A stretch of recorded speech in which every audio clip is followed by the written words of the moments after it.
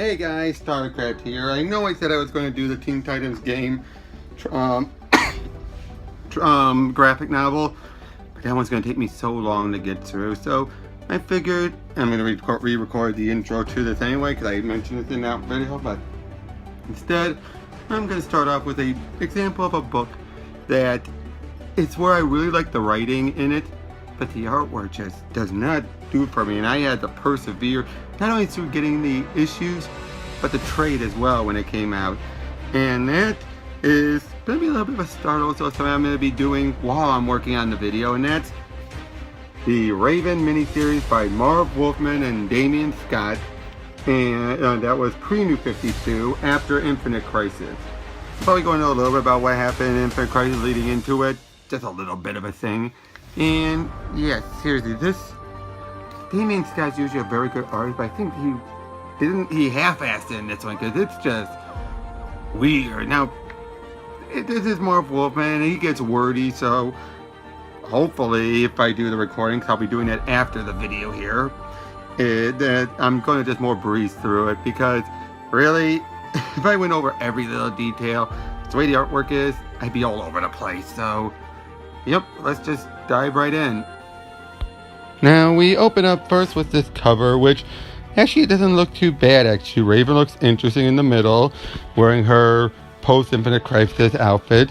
Now on the left, she looks fine, and on the right, probably one of the few times we'll actually see Trigon infected Raven. Okay, that's fine, but as we then start up in the beginning at an academy where a bunch of people are talking, and then a sniper is up above and shoots someone and then wakes up to Raven. Look, as I said before, this artwork is done by Damion Scott, who did the Batgirl ongoing with Cassandra Cain, and it just doesn't feel right whatsoever. Anyway, Raven wakes up as she was having a nightmare. She's been having them since the Crisis and Connor's death, which, okay, I'll just get it out of the way. There was at one point during one of the Teen Titans issues where Jeff Johns and Marv Wolfman both worked on. It was right leading into the pages of near the end of Infinite Crisis, and during that, Raven was starting to hear a voice. The voice we would later find out who and what it was, but it ties into the entire miniseries. Anyway, we see Raven walking through to an academy she's been going to, and like I said, look at this artwork. I mean, look at that nose on Raven right there. And it's just so weird. And then it was, she realizes her nightmare, her powers are allowing her to realize it's going to happen eventually, and by Friday. But who's going to do it? Then we're introduced to a guy named Brett, met at orientation, and by this point, Jeff Johns had given her an actual name for once, Rachel Rouse. And I don't mind that for Raven at all. I actually think that's a nice, cute name. And throughout all of this, Raven's already trying to figure out exactly who's going to be doing the killing, who's going to be. And then she also knows that from what she remembers in her dream, that's going to happen around 5th period, because they only have 2 more classes left, etc., etc. I do like that. Again, shows that she's being proactive, trying to figure stuff out. We then cut to Fort Baxter, Colorado, where a bunch of guys are handling a package, and well, something's making them get major headaches. At first freaking out, and then they start laughing, a whole bunch of emotions, and yeah, hinting at what's to come. Now, we're made clear in this also page here that she's basically going to the Stargers Academy, which will pop up again and again with Wolfman's handling with Raven. And Raven starts going around the classes, they're talking about a whole bunch of stuff, very dated stuff, and then she starts getting very much overwhelmed by all the emotions she's absorbing, and then she starts to try and remember everything about herself, just trying to clear her mind. And eventually she does, as she makes it to class late, obviously. And then all of a sudden it looks like there's something else going on. It's like someone's punching another kid in the shoulder. And it's weird. Just some nerd just starts randomly punching someone else. We don't know why. And then, even the teacher's like, what the hell is going on with you people? And all of a sudden Raven just freaks out. And again, look at the artwork. look, the writing in this is still pretty good. The writing, but the artwork, just look at that face on Raven. What the hell? I mean, it's expressive, but at the same time, it just looks like, durr. It's more like she's about to sneeze more than she's gasping. But anyway, Raven faints, and then we cut to a research facility, Praxis research facility, as some doctors are focusing on a number of people, including this young girl named Laura. And her father is one of the scientists. Basically, she's been in this coma for a long time. They've been utilizing these chemicals to try and help her brain activity. And basically, she's still been in a vegetative state, so it doesn't look like any of it's been working. And he basically feels like he's at his wit's end. He's desperate to try anything. And then with Raven, and she's met to this girl named Angelina. And basically, again, look at this weirdness of the artwork. She comes in, talks to her, then closes the door, but the dialogue is still going. It's like, that is just some weird, hokey dialogue. And, okay, next one, she's having another dream, as someone basically saying, you're responsible, you are interfering, get out, leave us alone. And, okay, this one is where the artwork gets a little creepy, but it kind of works with everything. Cut to the doctor, those scientists, as something's going wrong. He has no idea what, but basically he then leaves and tells one of the other scientists, Janice, to look after his daughter. And then Raven starts getting another vision, but then she looks up and sees a sniper's already up there, well ahead of time. We're not sure what's going on, but she sees it. We then cut back later on with the doc and with the scientists, and we find out what was being brought to them, what they could try and use to help cure his daughter, the Medusa mask of the psycho pirate. That explains the emotions. And then it just goes on as we're getting some more repeats of what's going on, how Laura's been in a coma. We get Raven getting through a vision of all of her past incarnations. Someone taunts her saying it's all her fault. She goes into school again, meets a bunch of the other students, and basically they start to get to know each other. She's in class on the phone. She gets a weird text message that says "see you," and then basically talking with another girl about who's Indian and asks what's with the gem. It's just decoration. Oh, it's kind of funny as they're all basically saying, "We're going to go, and you're coming with the cadets." They basically all this same weird stuff like, it won't hurt, beg to differ. First time I had sore arms for a week. Raven's just like, what have I got myself into? It's funny. And then they keep on talking all this other teenage stuff. Very dated teenage stuff, to be honest. But at the same time, Raven's just like, what is this, a cartoon show? And they're wondering, what were you raised in a monastery? And we have this girl named Amber who's basically trying to get people for cheerleading, and I just love it. It's like, shh, just listen, try not to laugh. And we haven't yet talked about how, misread. But I do like how basically like things are going on for over half an hour. They haven't talked about how to defeat a supervillain because they're just normal kids, and she just believes this is the first sign of the apocalypse. And they even make a bet on what Amber's going to be saying, and they basically say like, athletic, petty, and pretty and perky. As Raven assumes, I guess they do this every year. And basically, again, they just keep on talking, and she starts to feel like she's having a real conversation with people. But at the same time, though, it's like she's trying to fit in until another vision hits her. And basically, it's what about the killer? And she's trying to still figure out who the victim is.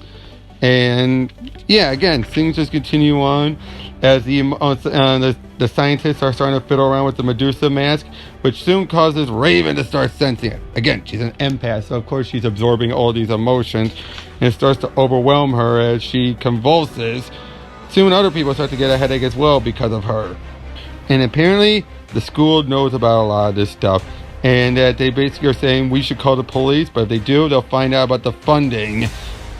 Interesting. Apparently they've been utilizing some of this on others, and it also looks like the mask does start to work on Laura, but it's having a negative reaction, so they shut it off and everyone else calms down. And yeah, basically the scientists show up and talk to him about what was going on, and everything. And yeah, it's one of those usual, the scientists are paying off the school to do some slight dealing with or tampering with. Raven shows up trying to talk to them, and basically that one of her new friends is telling her, like, okay, and hey, let's not go there. Then they decide to go bowling. Raven's not that good at it, with some comedic effects, but again, the artwork on this makes no sense in this one spot. Okay, first time, she bounces the ball. Funny. But the next time, it's supposed to be flinging out of her hand backwards, but somehow it ended up on the ceiling? What? But then the last one is back to be funny as she doesn't let go. Okay, that smile at her is kind of funny. They do another test on the mask, and again, Raven has another freak out. And again, moments like this are where Damion Scott's artwork is clearly being utilized very well. But then one of the friends, Shay, collapses dead. No idea what happened, but Raven thinks it was her fault as she transforms and teleports out of there. And she just keeps on thinking, like, it was her fault. Shay died. And everyone else is completely shaken. They have no idea what to think or how to feel. And they are, again, just completely freaked out.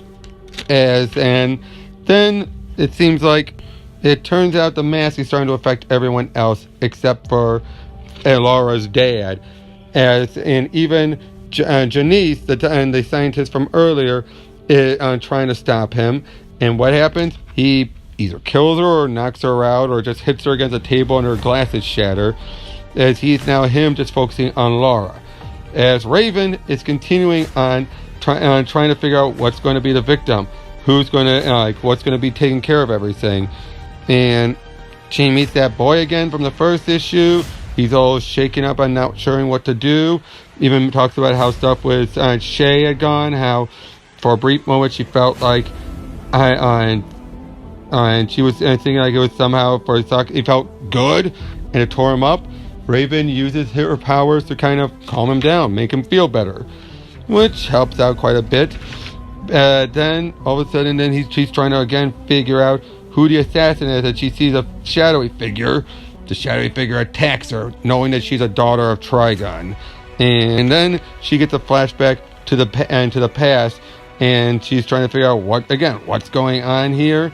And then she then sees it appears that the person who's going to be doing all is Angelina, which doesn't make much sense and completely confuses Raven, as when she sees Angelina again, she's wondering, is she the assassin? Does she know who I am? We then continue, and Raven soon makes her way to the Scientist Institute and finds Laura is wondering what am I doing here, as she flies back off, basically fleeing for a moment. And they then find out that Laura's dad has put on the mask and he's trying to find a cure still. We then see Raven with her new friends trying to find some way of meditating and calming down. And basically it's the quiet before the storm, as the next day she's starting to see another vision as she sees someone else getting shot, and then to find out it's Angelina. But why? Why would you do it? What do you have to do with the doctor I had seen? Raven gets another freak out moment, meets back up with her friends, yada yada, talking a bit more. And I'm sorry if I'm breathing through all this, but again, this is going on for so long, and it's, again, and Wolfman's art and writing is good. A lot of the stuff actually does make a lot of sense, but at the same time, it's very wordy, and I'm just trying to sum things up. And I'm kind of interjecting right here because there's somebody I only noticed afterwards, that we find out that Raven's new friends were friends of Laura, the girl we've been seeing in the coma. And basically, yeah, they are mentioning how she was in a car accident. They all warned her. She was way into drugs and all that. And yeah, she taking drugs from the hospital. What she couldn't get there, she got here. And how Rebecca Hodges was her own, their own dealer, and all that. And after Laura, she stopped taking and stopped all that stuff. So yeah, basically saying that they've had a history, and even though Rebecca tried to stop her, We later find out that in Laura's mind, that's not what happened at all. Once Laura made up her mind, she did it. So, yeah, Laura's accident was more brought on her own self. And, yeah, what do you know? Yeah, we'll get more into it later. But anyway, back to my review. But basically then she gets another vision in Azaras. And again, a reminder of ever since the crisis, she's been having these pains. Something's been trying to get through to her. And back with the sign at Praxis, we then see people starting to wake up as Laura's father, using the mask, starts to absorb emotions again, trying to use each different one to try and wake Laura up as she, for a brief moment, wakes up again. Raven is trying to figure out everything out, cuts back as she's sensing too many emotions pulling at each other. And she makes her way back to the labs, and she finds everything going on down there. They're basically telling her, you should die or save me, things like that, until she finds Laura's father and starts speaking, basically saying, I've been waiting for you. You've been a problem since the beginning. And both he and Laura both say, no, don't do it. As he starts to bombard her with so many emotions. And again, she's having a hard time trying to handle it all. It's just throwing her on completely imbalanced. It could destroy her. But all of a sudden then, something goes wrong as he then passes out from all the emotions. The mask starts to float up, and soon it comes down to Laura. Turns out she's the one who's been behind everything. And basically saying he was no longer needed, the idiot. From the moment I found you, I knew only the daughter of Trigon could be my salvation. Now come to me, Raven. I have a world that needs to be conquered. Yep, it's always been Laura this whole time. Then the final issue, it's Friday now. As Laura continues to start basically explain everything about her. And how it appears that her father abused her. And she ran off to a party, met up with Rebecca, one of the other girls I should have mentioned. Is given some kind of drug, as she then calls up, basically saying she's going to go to the police, takes the drugs as she then starts driving, looking a bit crazed out. An accident happens that put her in a, that basically, knocked her off the road. It's realized soon that it was her father that did it. Whether or not he did it on purpose or an accident, we don't know. But basically, she careens off and crashes, and basically that's what put her in the coma. And he felt so guilty after everything that happened. They soon tried to do anything he could to awaken her, as we've already known. But it turns out that he did cure her, at least her mind, and her mind has been reaching out. And during the Infinite Crisis, she did reach out and started to sense everything about Raven. And basically that's when she started to absorb a lot of her power, her emotions. She's behind everything, planning on causing so much pain and misery to everyone. And it turns out Laura's old friends were the new friends that Raven had made. And they turned their backs to her, continuing on living while she was unable to. But what is she planning on doing? Controlling them all to start doing a whole bunch of horrible things, shooting up a school, city, wherever, basically trying to make their lives miserable. And that's why Angelina has been the one looks like she's going to pull the trigger, because that's what Laura wants her to do. As Raven separates herself into three, flying off to each and every one of them. But in doing this, it's starting to rip Raven apart. But she has to do it to save her new friends.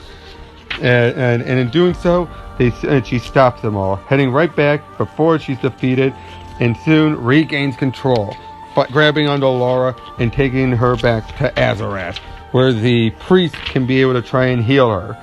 And Raven continues to feel awful for what she did, blaming herself. And then some of the priests tell her, no, it wasn't. And if it wasn't for her stopping all this, more would have been hurt. Raven then makes it back to the lab, finds Psycho Pirate's mask for a brief moment, feels like she is going to start using it all, but then she destroys it. Yeah, this was actually the destruction of the Psycho Pirate's mask in the post-crisis era for a long time. At least until Blackest Night brought it back, but that's a thing altogether. And then, basically, problem solved, continue on with their lives, and they decide to go up to the mall, and then Raven, she basically says something like they're gonna have fun and let's buy me some shoes.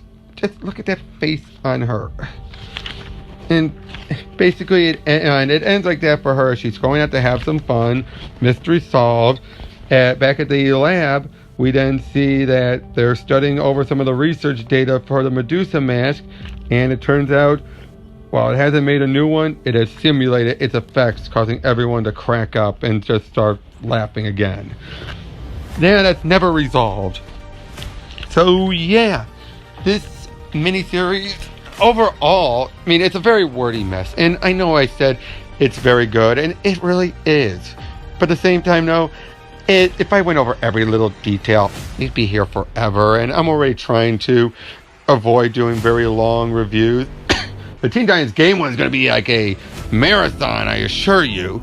So this one is going up to almost 20 minutes so far. Great. But I assure you, the next one won't be as long, but yeah. This was still a fun read. I assure you, I didn't make it seem like that, but it really was. But the artwork, good lord, as you probably saw, the artwork is just all over the place. I just don't know what was going on with Damion Scott, but clearly he just felt like half-assing it. So yeah, that's what I gotta say about this. So that was the Raven miniseries, and like I said at the beginning, it's good writing. I mean, it's not the greatest, but you can definitely tell Wolfman has a love for Raven. But Damion Scott just some good ideas, some good setting up of it, but it just was not. His heart just was not in it. It just feels like he didn't really care, like it was just a paycheck or something, because I'm just looking through this all, and it felt like, I mean, I've seen some manga-esque artwork, but this just, what is even the hell? I mean, that last shot of Raven at the very end, it's like, it just does not suit Raven, and it does not feel like the same guy who used to draw the Batgirl, Cassandra Cain Batgirl, ongoing at the beginning. That one still felt like, well, comic book artwork, and it's still fitting for this. I mean, maybe, I can't even say it was the coloring's fault, because again, there's just some facial expression that's just like, and all that. It's just, what happened? But as I'm still working on the Teen Titans Game review, I'll probably be getting into tomorrow. I'll either be doing a very short review on a new book, or probably I'll be doing still a short review on these two issues of Brave and the Bold, where Marv Wolfman continued on with Raven and with Batgirl and Supergirl, sorry, and yeah, and a surprise other tie-in to another character. But yeah, that's probably what I'll be reviewing next if I don't do something else or another rant comes in. So until next time, take care, everyone.